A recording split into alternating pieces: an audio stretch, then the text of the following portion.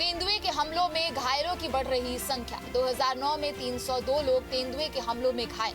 हाथियों के हमले से भी कई लोग हुए घायल। 2021 में हाथियों के हमले में 17 लोग घायल।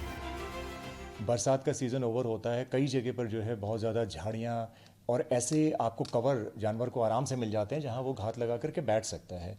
और एक ये रीज़न है। दूसरा रीज़न ये भी है कि जो मेटिंग सीज़न है वो बहुत सारे जानवरों का होता है, तो वो भी वन ऑफ द रीज़न्स हो सकता है। और तीसरा जो है धुंध या कोहरे का जो मौसम है वो शीतकाल में आपको देखने को मिलता है, तो वो भी एक रीज़न हो सकता है कि आपको ये पहचान ही नहीं होती कि जब आप जंगल में एंटर करते हैं कि जानवर जो है वो कहाँ पर कवर लेके बैठा हुआ है। उत्तराखंड में जंगलों का मानव जीवन के साथ घुल मिल जाना और वन्य जीवों के आवास क्षेत्रों में मानवीय हस्तक्षेप बढ़ने के कारण ये हमले बढ़ते जा रहे हैं। जलवायु परिवर्तन, वनों की कटाई, वन्य जीवों के रहवास क्षेत्रों में बदलाव, शहरीकरण ने वन्य जीवों के पारिस्थितिकी तंत्र को प्रभावित किया है। भोजन और पानी की कमी से जूझते जानवर अक्सर इंसानी बस्तियों की ओर आकर्षित होते हैं, जिससे संघर्ष की स्थितियां उत्पन्न होती है। जाड़ों में अधिकतर हमने देखा है कि जो बाघ द्वारा हमले की घटनाएं बढ़ जाती हैं, उसमें खास तौर से जो ये मेटिंग सीजन है इसकी वजह से जो है व्यवहार में परिवर्तन होता है। साथ ही साथ जो बरसात के बाद झाड़ियां उगाती हैं जिससे कि जंगल बहुत घना हो जाता है और आदमी के ऊपर जो है हमले की घटनाएं, इसका भी एक मुख्य वजह है। उत्तराखंड सरकार और वन विभाग की समस्या को गंभीरता से लेते हुए कई उपाय कर रहे हैं। वन्य जीवों के आवास क्षेत्रों को संरक्षित करने, मनुष्य और जंगली जानवरों के बीच की सीमाओं को सुरक्षित बनाने और जागरूकता अभियानों के माध्यम से संघर्ष की घटनाओं को कम करने का प्रयास किया जा रहा है। प्रभावित क्षेत्रों में चेतावनी प्रणाली और सुरक्षा उपकरण भी लगाए जा रहे हैं ताकि संभावित खतरों से पहले भी निपटा जा सके।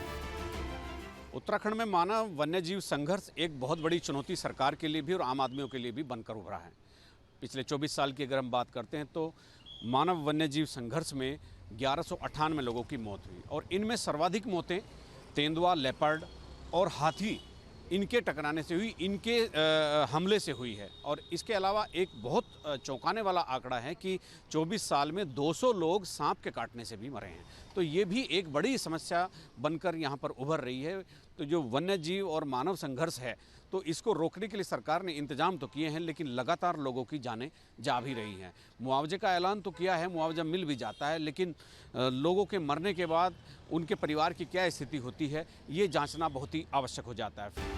तेंदुए के हमलों में घायलों की बढ़ रही संख्या। 2009 में 302 लोग तेंदुए के हमलों में घायल। हाथियों के हमले से भी कई लोग हुए घायल। 2021 में हाथियों के हमले में 17 लोग घायल।